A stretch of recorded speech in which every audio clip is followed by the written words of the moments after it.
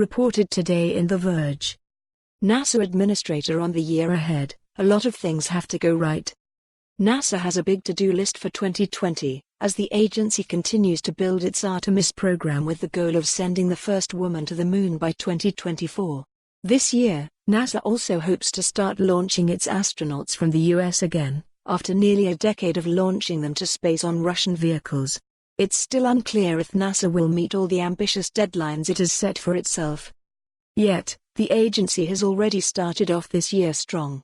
This weekend, SpaceX launched a crucial flight test for NASA that could pave the way for the company to start launching the space agency's astronauts sometime this year.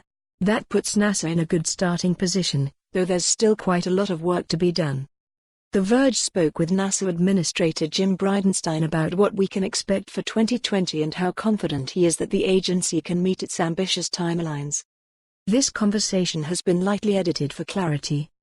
This is the first big flight for NASA this year. How does that set the tone for the year ahead? I think it went as well as it could have gone. Of course, I always have to say we've got a lot more data to go through.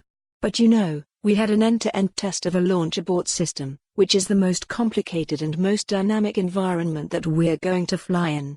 All of the data that's coming in, it looks like everything is right down the middle where it ought to be. So I think it's good for the agency to see an end-to-end very successful mission. Now, the Starliner flight test did end well. But obviously, it didn't have the exact flight profile we were hoping for. How I was experiencing this test after going through that test in December. I know you haven't ever heard me say this before, but we do need to launch American astronauts on American rockets from American soil. Now, this test puts us in a position where if everything comes back according to what we believe it's going to come back, the desire and the reality are now converging in a way that otherwise would not necessarily be possible. So the probability of success is going to go way up if all of the data comes back, and it looks as good as it appeared on the launch and the re-entry. You guys have a busy year ahead, and you just got approval for part of the funding that you're looking for Artemis. How are you hoping to use that funding, and what can we expect from the budget process as you formalize that? So the 2020 budget finally got done, which is better than being in a continuing resolution for a full year.